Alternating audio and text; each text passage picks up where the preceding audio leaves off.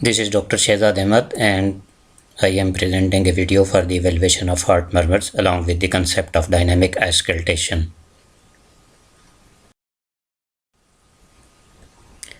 Murmurs are the extra or unusual heart sounds which are created by the turbulence of blood flowing through the heart valves or blood vessels. Let's review the areas of auscultation of precordium. Aortic area 1 is located in second right intercostal space near peristernal border. Pulmonic area is in second left intercostal space near peristernal border. Aortic area 2 is in third left intercostal space near peristernal border. Tricuspid area is at lower left sternal edge, and mitral area is located at left fifth intercostal space in midclavicular line.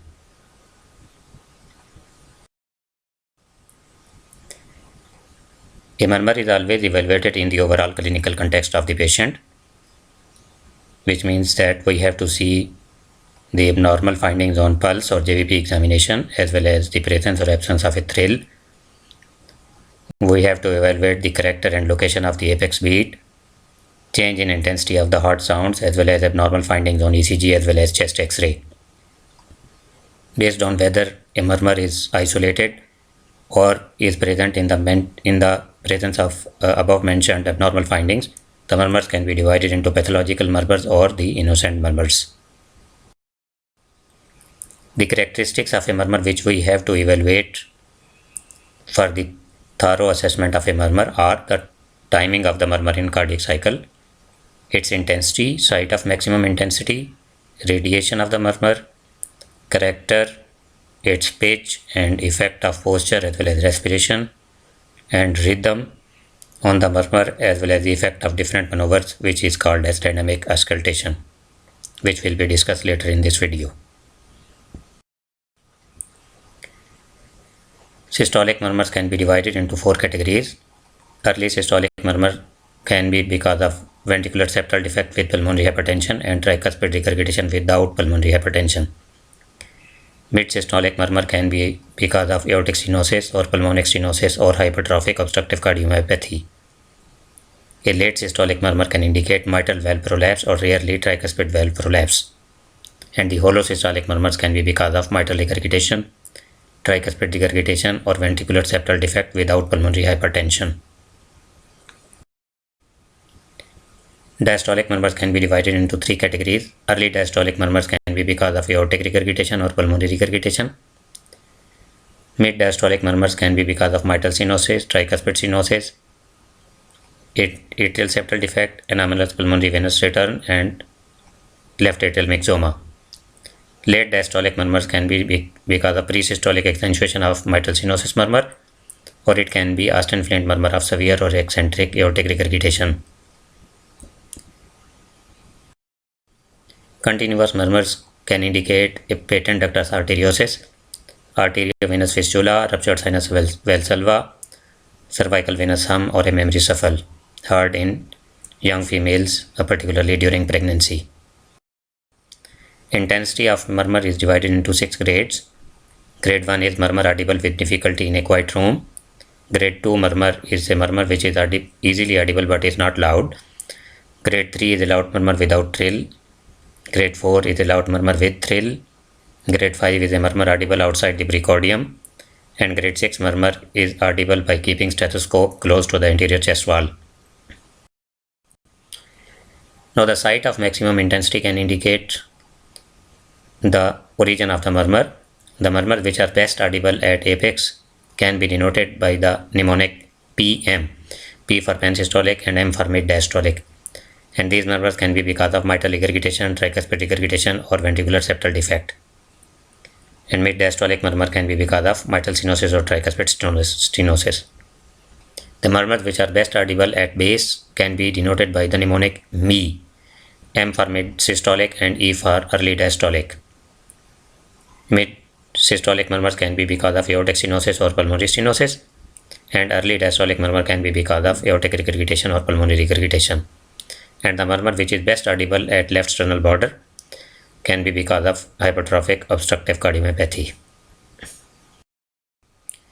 Radiation of the murmur is also an important clue toward the origin of the murmur. That is, aortic stenosis murmur radiates towards carotids.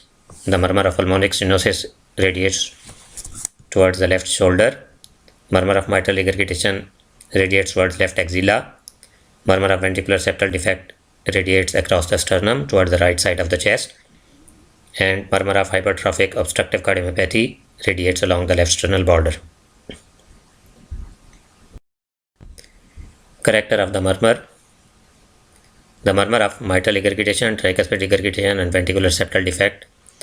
These murmurs are usually blowing or harsh in character, or less likely can be because of musical or whoop-like or honk-like.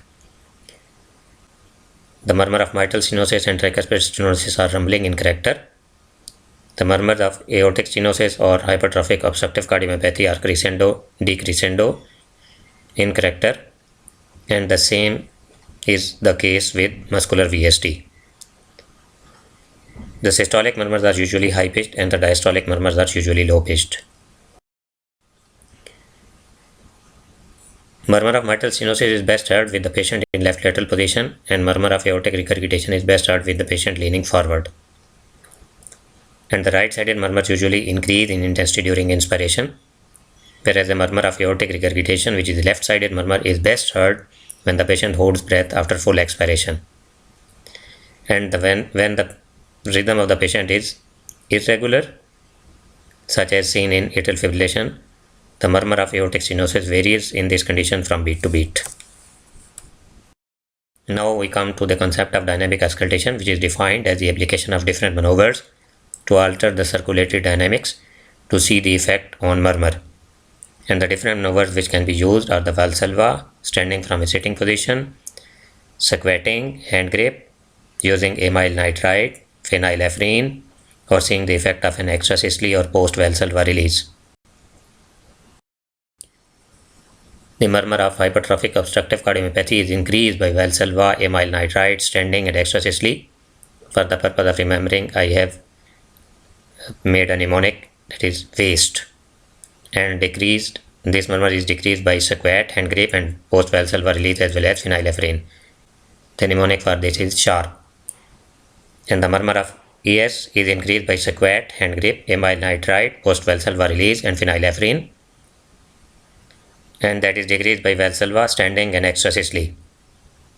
And the murmur of mitral regurgitation is increased by squat, hand grip, and phenylephrine, and is decreased by Valsalva, amyl nitrite, and standing.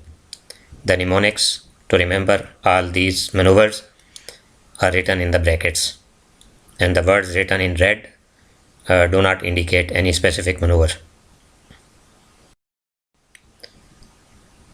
Valsalva and standing move the click and murmur of mitral valve prolapse earlier in systole, and the reverse happens with the squat and hand grip. You can see that these effects are exactly reverse of that seen in valvular mitral regurgitation. Murmur of mitral stenosis is increased by exercise and decreased by Valsalva, and murmur of ventricular septal defect is increased by hand grip. The points to remember all are that all holosystolic or late systolic murmurs are pathological, all diastolic murmurs are pathological, and all continuous murmurs are pathological. The innocent murmurs, as we have discussed earlier, these are due to turbulence across a normal valve, such as seen in thyrotoxicosis, or disease but non-stenosed valve, such as seen in aortic sclerosis, and the others can be cervical venous hem and memory shuffle.